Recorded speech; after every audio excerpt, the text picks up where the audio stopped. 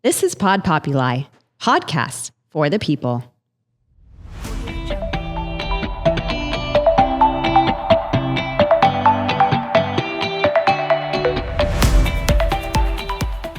Welcome back to The Wedding Buzz. It's your host, Sydney, and I am so excited to be doing a new episode in 2025. So, of course, we have to talk about wedding trends that are in or out for 2025. I am looking at what Vogue put out for their opinion on wedding trends that are in or out for this year.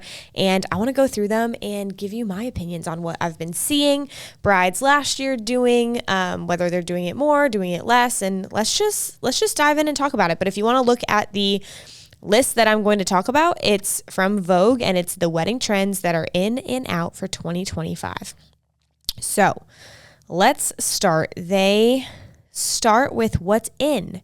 So the first thing that they have is hometown weddings. And I do think that this is in. Of course, there are still people who love destination weddings, but I think some people are just tired of, weddings being exhausting. And don't get me wrong, there are still lots of big weddings and destination weddings. It's always going to be around. But I do think that more people are leaning towards, let's just do something maybe smaller or in my hometown.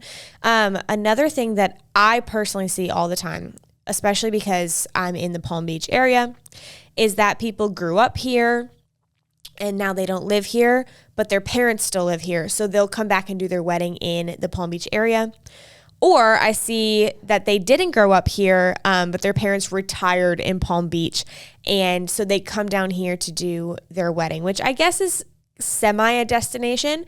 But I see a lot that it's funny because I have a lot of couples that don't live in Palm Beach, but their family lives in Palm Beach. And their guests are all in this area. So a lot of people I think are doing hometown weddings and doing the wedding where the majority of their guests live.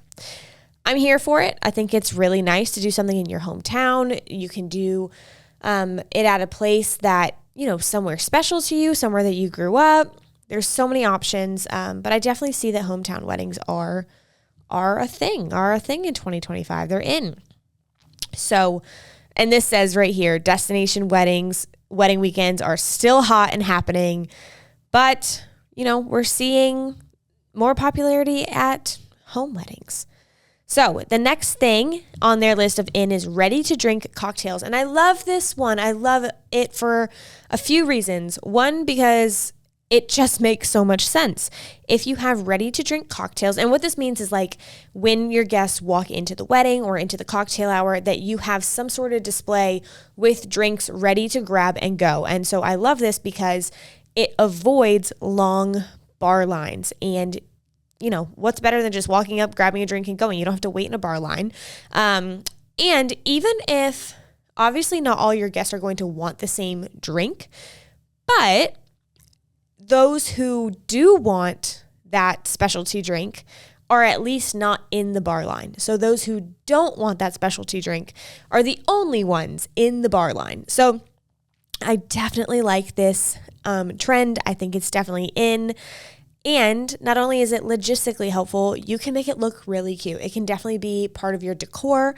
I went to a networking event where they had this and the theme was all pink. And so they had some really cute raspberry martinis on display that were, of course, hot pink. And so it was a really fun display, and they did it right as you pulled up to the valet, and then when you got out of your car, they had this display of raspberry martini. So it was so cute.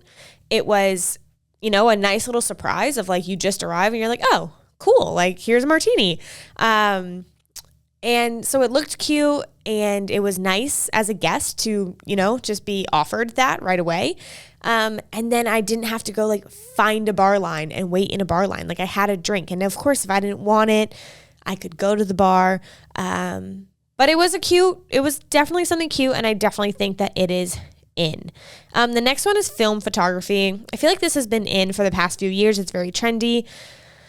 I'm honestly back and forth about it.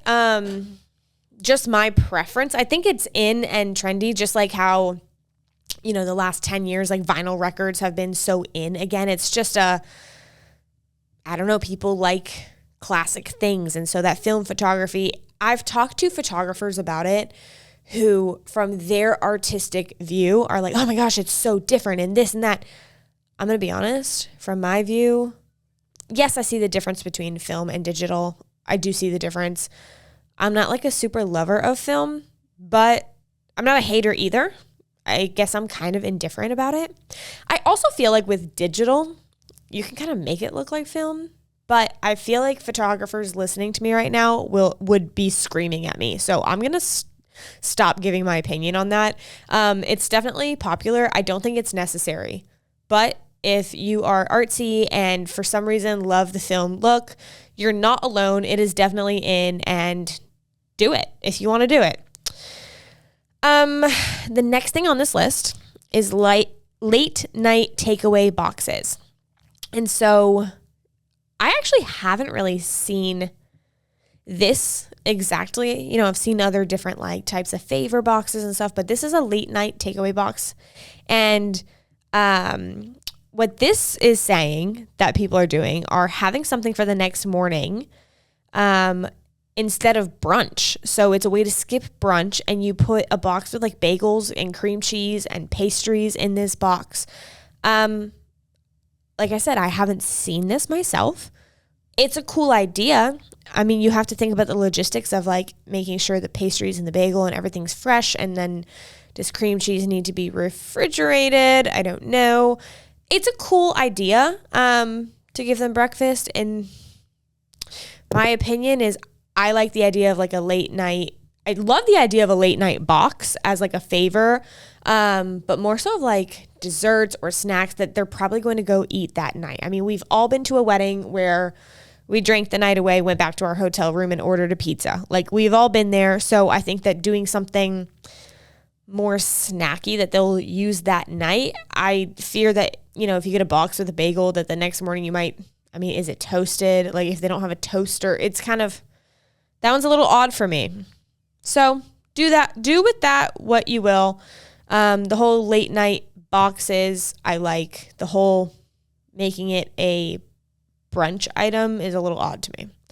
Calligraphy for your invitations. I do see this coming back. I think it's a little bit like the film photography or like vinyl records, like I was saying, but there's something about this old school calligraphy and people like it and it is beautiful.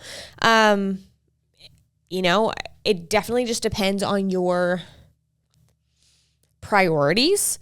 If money is a priority as far as like budget, keeping it low, do some printed invitations. They will look really nice and it's not worth breaking the bank. I just had a meeting yesterday with a couple who is pretty budget conscious.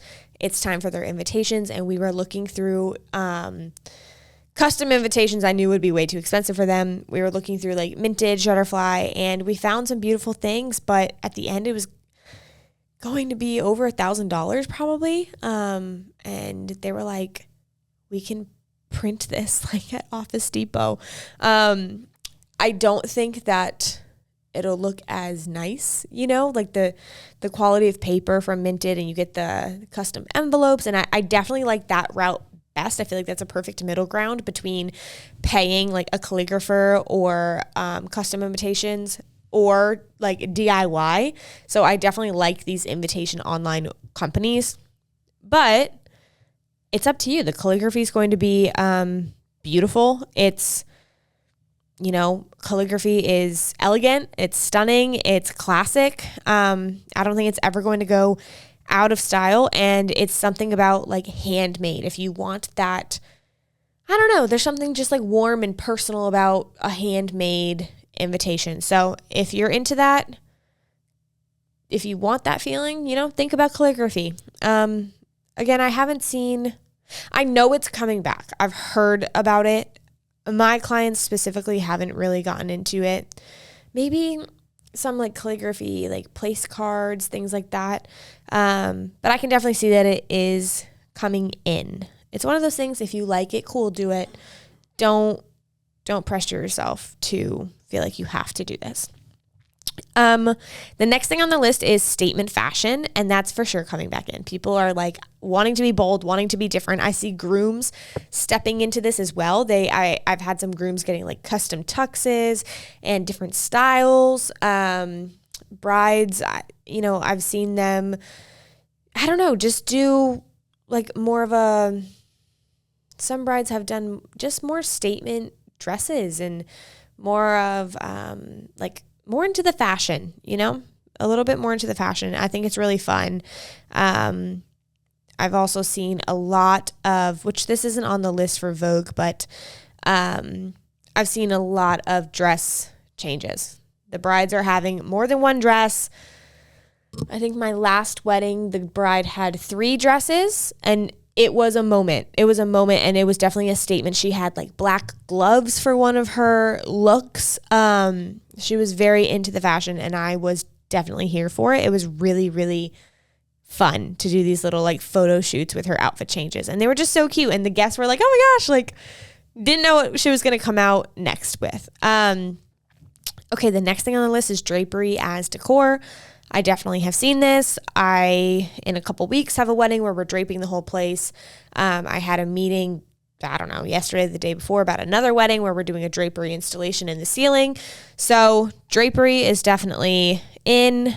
I feel like it's always been a little in. Maybe it's coming more in. I don't know. Vogue is saying it's coming more in. They're saying like a draped tent acted as a statement. I could see that. I don't know if it's super new, but it's definitely an in if it's done tastefully. It is elegant, and drapery is an easy way to completely transform the space. So if you have a venue that you totally want to transform, I kind of wonder why you booked that venue in the first place if you don't like it. But maybe when you went in, you wanted that transformation drapery look. If you want to totally change the space, drapery is a great way to do so. The next thing on here is train weddings, luxury train excursions through iconic European destinations. Well, it sounds super cool. I have not had this. I think it's kind of funny because in the same list, they say hometown weddings is more popular, and now they're saying like these train weddings, which is definitely a destination. So I don't know. Is that becoming more popular? I definitely have not heard of that, but it sounds cool. The next thing on the list is objects as invitations. And I haven't had an object as an invitation, but it is definitely a cool idea. I haven't had that personally, but I definitely can see that it is coming in because people are just wanting to be different. All of these things. Well, I feel like there's 2 sides of this. Like some people want to be very classic and traditional and go back to like the calligraphy and the film photography. And then which I think the film is more of like an art. But anyway, but then there's also like the new stuff, which is being very like bold and colorful and just things that are different. That's a common theme here. So objects as invitations, picture like sending a little like a package instead of just an invitation. The picture they have here is like a little martini glass. So it's a very cute idea. It's definitely not a necessity if you're budget conscious. Definitely don't need to do this. If you're looking for ways to be different, be bold, just elevate this a lot, elevate your whole wedding and guest experience a lot. Sending a fun package as an invitation is a really cool idea, and definitely a way to raise like the hype leading up to the wedding. Okay, the next thing on the list is private vows. 100%. I have so many couples doing private vows. They do a first look and they do private vows, and so many people don't want to do the traditional vows during the ceremony. I am not like a super pro or con of this. I think doing traditional vows or like saying your own vows in front of everybody is nice and probably my preference because people came to your wedding and they want to hear the vows. So I think it's really nice to say your vows and like express your love to each other in front of everyone. That's kind of part of the wedding is like people witnessing this. But if you're shy and you want that like to be a private moment, totally understand. And it's definitely popular. The next thing on here is wedding wellness activities. I haven't had this, but I can totally see it. This is saying like a pickleball tournament, organized hikes or tennis matches. If you're doing a lot of people in town for the weekend, I could definitely see organizing, some of these events for your guests to attend. I definitely see people putting on their wedding website like things to do while they're in town. I haven't had an organized event like this, like a pickleball tournament for your guests, but could be fun. Definitely could be fun. The next thing on the list is restaurant weddings, and that for sure is becoming more popular. I think that goes hand in hand with like more of a micro wedding, and people are realizing if you have a smaller guest count, but you still go to a venue, you're going to need tables and chairs and decor and a caterer and a bartender. Where if you go to a restaurant, they have the tables, they have the chairs, they probably have linens, they might have some sort of centerpiece. Maybe you still want to bring that in. They have the plates, they have the glassware, they have the flatware, they have it all. And restaurants are so much cheaper than catering. So I have definitely done a few restaurant weddings this year. All right. There are other things on this list. I'm not going to go through every single one. A cool one is statement escort cards or seating displays. And I definitely have seen some people be like, I don't want just like your typical place card. They want to make a statement with it. Like I said, a lot of these things are about being bold, being different. And I'm here for it. I definitely like that. In a few weeks, I don't know if this is super like new and trendy, but in a few weeks we're doing, the bride is Italian and she loves those like Italian rainbow cookies, and so we're doing a box of rainbow cookies as the place card, which is cool, or as like the favor, but it'll be on their seat with the place card when they enter the reception. So I don't know if that's super new, but it's definitely something different and popular. All right, a few things that are out. This is saying random destination weddings, but I think it's funny because their same list said that like train weddings are in, which is totally a destination. Anyway, this is saying welcome bags are out. I could see that. I definitely don't have a lot of people doing them. I still think that welcome bags can be nice if you want. It definitely adds a nice touch to the wedding, a nice feeling as the guests check into their hotels. Not necessary. I think the key to all of this stuff, along with favors, is doing it right.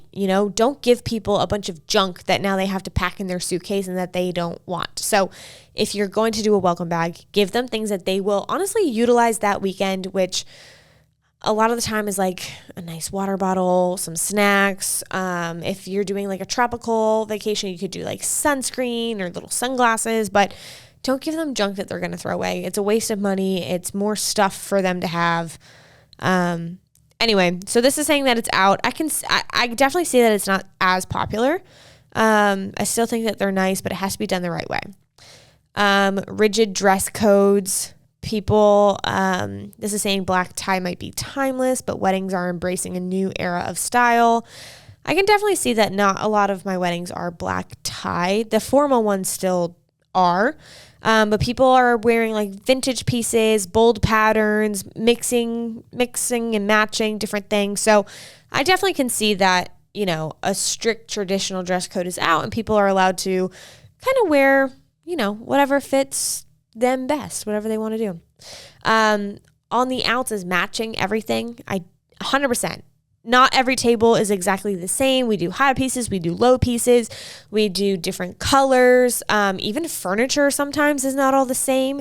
I think you have to make sure that it goes well together, but it really can look elevated when not everything's matchy-matchy. I mean, think about even like furniture in a home. You have the matchy sets that you're going to get from, IKEA, and this is no hate on that, but it's definitely lower budget, where if you go into have you walked into a Restoration Hardware?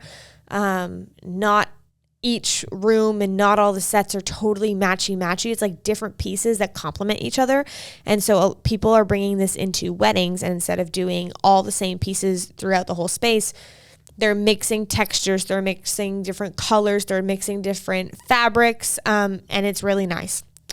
This is saying boutonnieres are on the out. I will say most of my weddings still do boutonnieres, but if they're out, I'm fine with it because I hate pinning them. I do pin them every time, but I hate pinning them. And a nice little pocket square is much easier. So if this is on the out, I'm for it because the guys don't care about a flower on their jacket. Half the time they're like crooked, the pins are not good, and yeah, if this is on the out, that's fine. Let's see. There's a long list of things that are out. This is saying too much plastic. I guess people are trying to be more sustainable. I haven't necessarily had anyone tell me I don't want plastic, but I do feel like people are like anything unnecessary. Like some people just don't want it. Like all the extra stuff, if it's going to just be more trash, more waste at the end of the night, like if you don't need it, some people are definitely being a little bit more minimalistic and not so wasteful.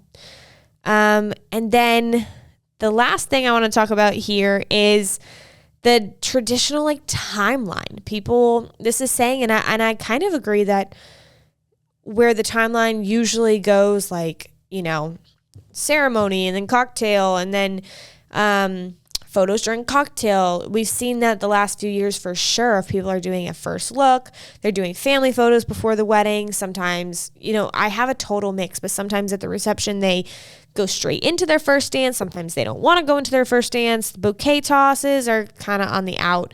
But anyway, the traditional timeline of a wedding, I definitely see people mixing it up and doing whatever they want, whatever's going to fit best. I've definitely had a venue and a DJ kind of look at me before like, that's not normal. And I'm like, no, it's not, but this is what the bride wants. So if that's what she wants, that's what she's going to get. So with that said, those are, you know, the new trends or the trends that are in and out according to Vogue for weddings in 2025. And I would love to know what you guys are doing for your wedding. Let me know if you're doing these trends, if you're not doing these trends. If you need help planning, reach out. My website is delightfulplanning.com. Email Sydney@delightfulplanning.com. And I would love to chat with you guys about your wedding. All right, with that, I'll see you guys next week.